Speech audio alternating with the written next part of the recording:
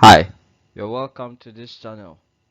My name is Opoku Eric, and today I'm going to show you how to set date and time on the computer. Hello, so let's see how we can change the date and time on our computer. So on the desktop, below the desktop we have our taskbar. So on the far right we have the notification area, and that is where we can find our date and time. So just right click on where we have the date and time, look for adjust date and time and click on it. So this particular window will open for you to make your changes. So under set the date and time manually, click on change.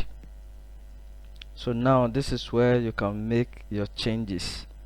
So today's date is 25th October 2021, and then the time is 3:34. So when you are done with the changes, click on change.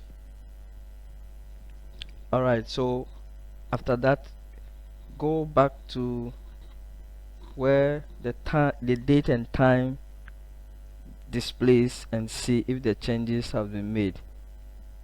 So this is how we change dates and time on the computer. Thanks for watching.